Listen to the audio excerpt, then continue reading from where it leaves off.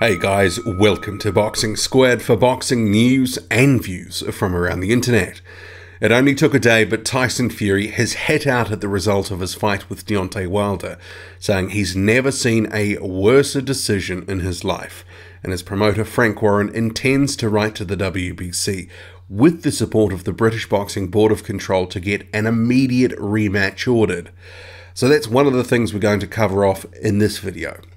But also there's going to be reaction to the controversial split decision draw, some quick thoughts on the atrocious judging of the 115-111 card. That guy has become the new Adelaide Bird in fans' eyes. A few thoughts on the what next and my take on the winners and losers from this fight. Certainly a lot to get through, so let's crack into it. Buckle in. Let's go. Both have addressed the media on the situation and their horror at what they felt was a Tyson Fury win, in spite of the 2 knockdowns. And let's remind ourselves of the scorecards. 115-111 to Deontay Wilder, 114-110 Tyson Fury, 113-113 draw. So a split decision draw. The score that's really caused the outrage in this fight, or from this fight, is that 115-111 card from Alejandro Roshin, who gave Deontay Wilder the first 4 rounds. And Floyd Mayweather, you might recall, on the night of the broadcast, he had it 5-0 to Fury after the first 5 rounds. He saw a very different fight to Alejandro Roshin. So did I. I'm yet to see anyone who can make a credible case that Wilder took all 4 of the first 4 rounds. But this is the context for the comments to come. So Fury, addressing the media about the result, stated, "I've never seen a worse decision in my life. I don't know what fight them judges were watching.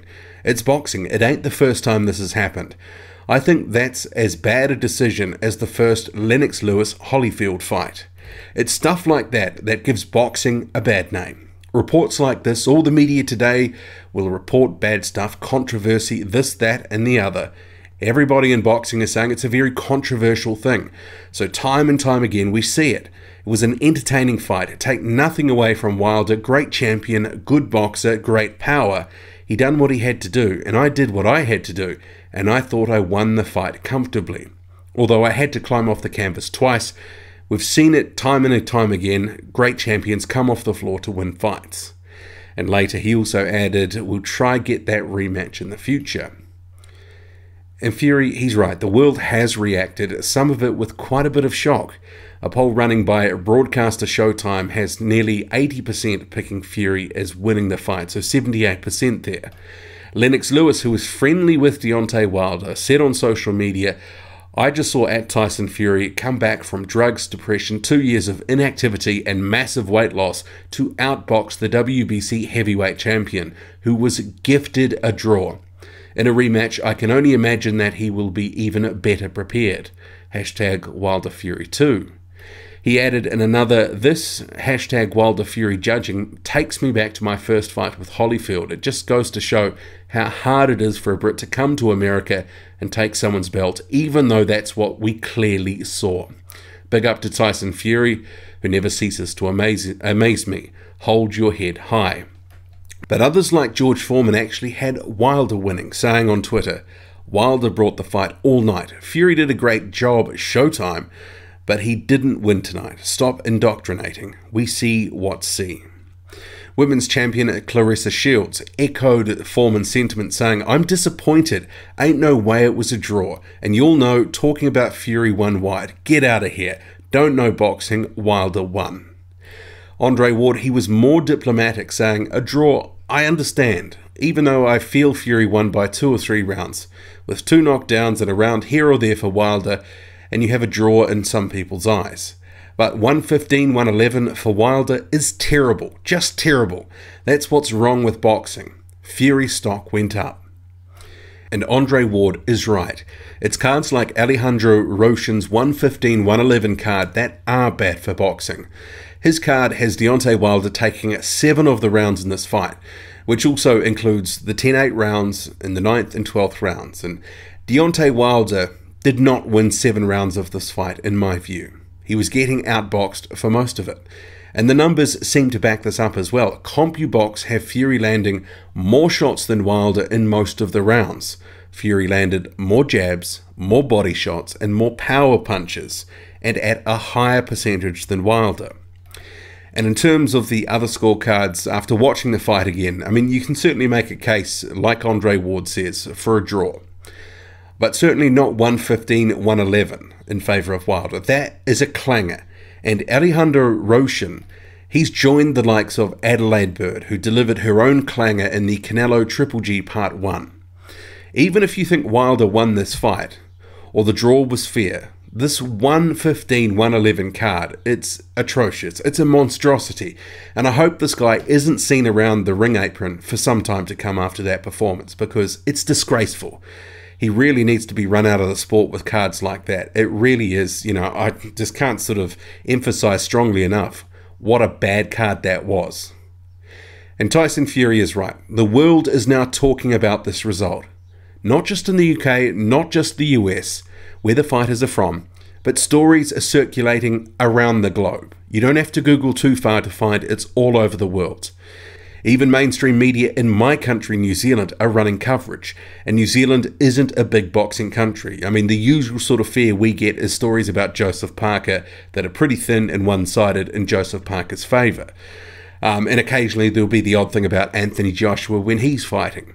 But the split decision draw with the dodgy card, it's got people talking, and for the wrong reasons. It's taken some of the luster away from what was an exceptional fight. It was a really fun fight. Action-packed, you know, a fight that had Fury looking to fulfill his comeback and Wilder looking to end him with a big punch. And both results nearly happened. And Fury getting up in the 12th round like wrestling's The Undertaker, it was another plot twist in a very dramatic fight. I mean, did you see Deontay Wilder's face change when Fury just out of nowhere got up?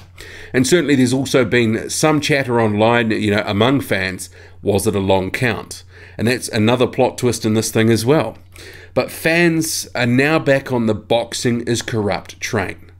That away fighters can't get a fair result, and these sorts of, you know, these are the sort of related storylines that are doing the rounds now. And Ben Davison, Fury's trainer, he was raging after the fight to British radio about the result, saying the win had been stolen from Fury. And Frank Warren on the Sunday, he made his intentions clear about seeking a rematch, saying he'd spoken to the British Boxing Board of Control president, which along with him would be writing to the WBC asking that they look at what's gone on there in terms of the judging and order an immediate rematch. And whether the WBC order it, well, that's another matter. But the rematch may happen anyway, regardless. I mean, there's certainly some unfinished business for both. And a Showtime poll says fans want to see it again. I want to see it again. And both their fighters and their representatives seem to think that their guy will be better the next time around. Wilder, he will need to be better prepared. He went away from his jab in the fight. He went away from working the body. And he went headhunting. And Fury's movements and feints, it gave him fits all night. He just couldn't seem to work it out. He was falling short with a lot of his punches and consistently, made to look silly at times. The fact that he was looking for the right hand so much made it easy for Fury to judge when it was coming because it was so obvious. And he was making Wilder miss, and a lot. He'll need to do more next time to prove that he's more than just a one-trick pony. And sure, that one trick that he's got, it's a very good trick, but he looked very limited at times in this fight. And he said after the fight he was forcing his punches and trying too hard for the knockout. And that's, as he said, if he tries too hard, it doesn't come. And for Fury, he showed that he's still a very good boxer, that he's got enough left in the tank to foot it at the elite level. And that was something we weren't sure about coming into this fight. Where was Tyson Fury really at? We had no idea. The drink, the drugs, the timeout, who knew? But there did appear to be, lapses every now and then in concentration during the fight. And we know that Wilder can catch up with Tyson Fury over 12 rounds. So the myth that Tyson Fury is not hittable has certainly been busted. Deontay Wilder, sure, he might have been missing a lot, but eventually he did catch up with him. And he caught up with him hard, especially in that 12th round, and it was almost enough. But Fury certainly proved he's got a hell of a chin. He got up and, he's got unrivaled recovery powers by the look of it. That was some pretty crazy stuff in that 12th round. And do I want to see the rematch again? Yeah. I do. I do want to see it again, and I wouldn't mind seeing it again soon. And I know there will be some people saying, well, this is the result that they wanted. They wanted a controversial result, build a second bigger fight. Well, and maybe that was part of it, who knows? And that is actually part of boxing, but the fight, the way it played out, the results almost went both ways. I am looking forward to seeing it again. How about you? And I have seen some suggesting online that neither guy may want to take the rematch immediately, and that potentially Deontay Wilder may look to take a Joshua fight in the meantime. But even though that the media probed, we didn't actually find out the situation with the contracts for Wilder and Fury about these rematch clauses. What had they signed up to? Frank Warren, Shelley Finkel didn't give it away. I mean, perhaps a draw undoes those clauses, who knows? Perhaps there is an immediate rematch clause that can be triggered, but they just didn't want to say. But certainly Frank Warren, he wants to pursue that option. He made it very clear, even in the post-fight, even in the next day, he wants to pursue that option. And realistically, where else is there to go right now for Tyson Fury other than Anthony Joshua? We don't think an Anthony Joshua fight is likely at this stage with Tyson Fury, given the broadcasting issues with BT and Sky. I just can't see it happening right now. So Fury and Warren's best bet for another big fight, another very big payday, what would likely be a bigger event the second time around, given the drama of the first fight, is a Wilder rematch. I think it's that simple. I mean, Wilder, though, he does have more options. He can fulfill his mandatory obligation in Dominic, Brazil. This is a guy who's been waiting patiently for the best part of a year now. I feel sorry for the guy. He can rematch Fury as well. That's a much bigger fight, possibly in the UK. Maybe they would look to freeze out Anthony Joshua. But the other option is try to make an undisputed fight with Anthony Joshua, and that was something that Wilder reaffirmed in the post-fight press conference that he does want to do. But I could very well see a situation where if Wilder doesn't get what he wants in the Joshua negotiations, that he'll announce a rematch with Fury, maybe in January or February. I mean, we could very well see more choice words thrown Joshua's way about how he doesn't want the fight. And we certainly saw a stack of former heavyweight champions on a Showtime panel from the weekend, effectively saying that Joshua was crazy for turning down the $50 million offer from Wilder. And in turn, that meant he didn't really want the fight. Well, that was kind of the way it was being pitched. You'd have to imagine, though, it was a Showtime panel for an event Deontay Wilder was in. Maybe that was the sort of audience that would... I don't want to say it was rigged and sort of set up beforehand, but certainly the answers were only going one way in that panel. But Wilder's camp is certainly invested in trying to paint a narrative that Joshua doesn't really want it, that he doesn't want the fight. So I'm really interested, and we'll have to hear more from Eddie Hearn and that side. What's going to happen now in the next few weeks to make that fight, or the attempt to make that fight? Joshua is saying that he wants it. It's the only fight that he wants, and Hearn says he's trying to make that fight. Will try his best to make that fight. So it's TBC on that front. But the pay-per-view figures, the revenue generated, that will certainly help establish what Wilder might be able to shoot for in negotiations. So potentially for the first week or so, maybe there'll be some contact and a few bits and pieces, maybe an opening offer, but maybe there won't be too much of note done. They need all the figures come in before they can really sort of go, well, hang on, look, this was the numbers that we did, this is what we think he's worth, this is what you should give us. But he may well just ask for 50% anyway, regardless of the figures. If it does 300,000 buys, he just might say, yeah, I need 50% for this fight. If you want to make this fight happen, give me 50%. But linked to his commercial value is also fan appeal. And Deontay Wilder's stock, it's probably as high as it's ever been. But this split decision draw, the controversy, it's probably hobbled his stock climbing higher. You know, he was a second away from getting a knockout win. And another knockout win would have seen us talking more about, the good things about Deontay Wilder. He's got the equalizer, he can get it done. Tyson Fury put on a show, but Wilder took him out in the end, couldn't stay away from that right hand. The myth and the lore around Wilder's right hand just being this thing that just stops everybody in its tracks, it would have continued to grow. It would have been really good for helping his cause to build an Anthony Joshua fight. But now with the situation with the draw, you have a decent chunk of fans that think Wilder is lucky to have his belt. That in many respects he looked very limited at times, and Fury was able to back him up at times with his power punches and even hurt him on occasion. There was a lot riding on this fight for Deontay Wilder and, his stock, and he came through barely, he kept the belt, but some of the fan doubt about him is going to remain. Maybe his appeal to fans more broadly than his existing fan base, maybe it didn't grow. And the controversy, it won't help his cause to some extent. I mean, a conclusive ending to that Fury fight, it would have been much better for his cause, and he almost got it.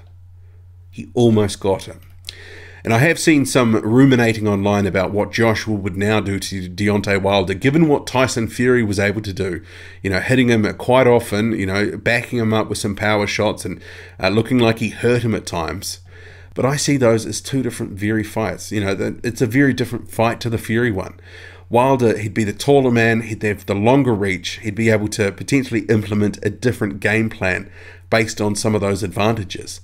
He might be able to use his jab with more effect against Anthony Joshua, being the taller, rangier guy.